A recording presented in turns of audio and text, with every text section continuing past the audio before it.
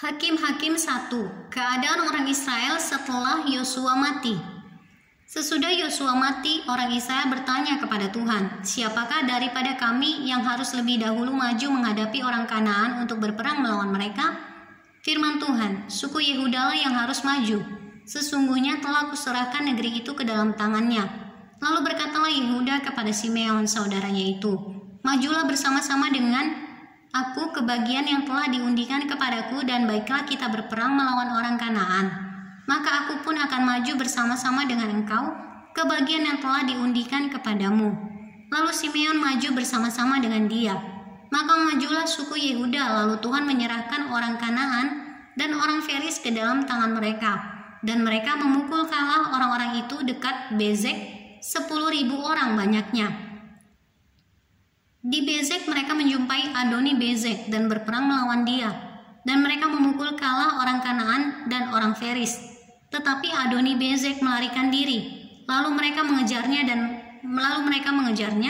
menangkapnya dan memotong ibu jari dari tangannya dan dari kakinya. Kata Adoni Bezek, "Ada 70 raja dengan terpotong ibu jari tangan dan kakinya, memungut sisa-sisa makanan di bawah mejaku.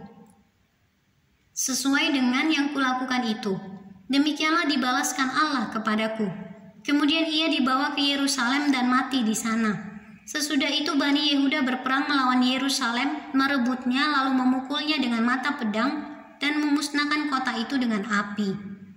Kemudian Bani Yehuda maju berperang melawan orang Kanaan yang diam di pegunungan di tanah Negeb dan di daerah bukit.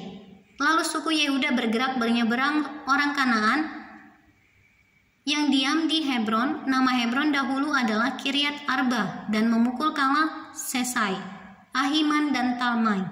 Dari sana mereka bergerak menyeberang penduduk Debir. Nama Debir dahulu adalah Kiryat Sefer. Berkatalah Kaleb, "Siapa yang mengalahkan dan merebut Kiryat Sefer, kepadanya akan kuberikan Aksal, anakku, menjadi istrinya." Dan Otniel anak Kenas adik Kaleb merebut kota itu. Lalu Kaleb memberikan Aksal anaknya kepadanya menjadi istrinya. Ketika perempuan itu tiba, dibujuknya suaminya untuk meminta sebidang ladang kepada ayahnya. Maka turunlah perempuan itu dari keledainya, lalu berkatalah Kaleb kepadanya, "Ada apa?" Jawabnya kepadanya, "Berikanlah kepadaku suatu hadiah. Telah kau berikan kepadaku tanah yang gersang, berikanlah juga kepadaku mata air." Lalu Kaleb memberikan kepadanya mata air yang di hulu dan mata air yang di hilir.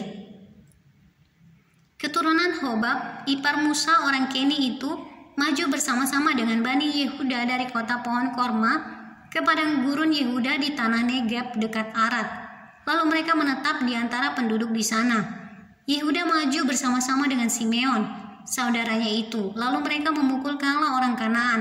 Penduduk Zevat mereka menumpas kota itu.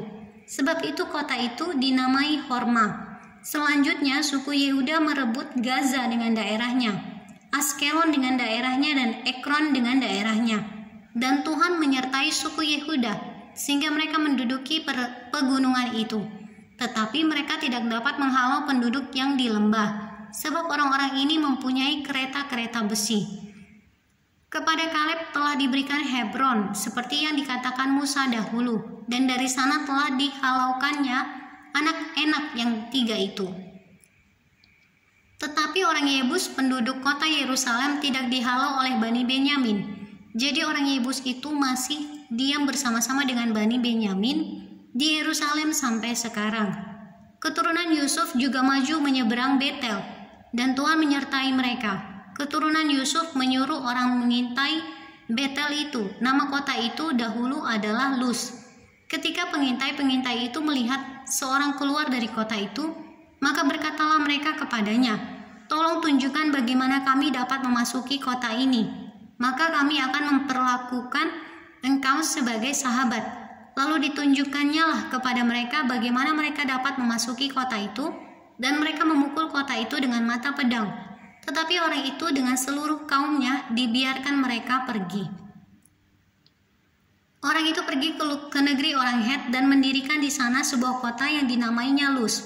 Demikianlah nama kota itu sampai sekarang.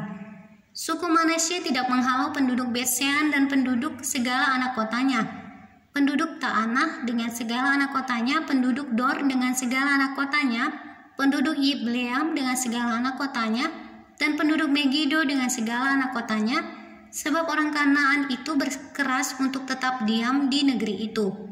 Setelah orang Israel menjadi kuat, mereka membuat orang Kanaan itu menjadi orang Rodi dan tidak menghalau mereka sama sekali. Suku Efraim pun tidak menghalau orang Kanaan yang diam di Gezer, sehingga orang Kanaan itu tetap diam di tengah-tengah mereka di Gezer. Suku Zebulon tidak menghalau penduduk Kitron dan penduduk Nahalol, sehingga orang Kanaan itu tetap diam di tengah-tengah mereka walaupun sebagai orang Rodi. Suku Asyer tidak menghalau penduduk Ako, penduduk Sidon serta Ahlab, Ahzib, Helba, Afek, dan Rehob, sehingga orang Asyer itu diam di tengah-tengah orang Kanaan, penduduk asli di negeri itu, sebab orang-orang itu tidak dihalaunya. Suku Naftali tidak menghalau penduduk Bet-Semes dan penduduk Bet-Anen sehingga Bet-Anat, sehingga mereka diam di tengah-tengah orang Kanaan, penduduk asli di negeri itu. Tetapi penduduk Bet-Semes dan Bet-Anat itu menjadi orang Rodi bagi mereka. Orang Amori mendesak Bani Dan ke sebelah pegunungan dan tidak membiarkan mereka turun ke lembah. Dan orang Amori itu berkeras untuk tetap diam di Har-Heres, di Ayalon, dan di Saalbim, walaupun mereka mendapat tekanan berat dari keturunan Yusuf, sebab mereka menjadi orang Rodi. Daerah orang Amori itu mulai dari pendakian Akrabim, dari Sela terus ke atas.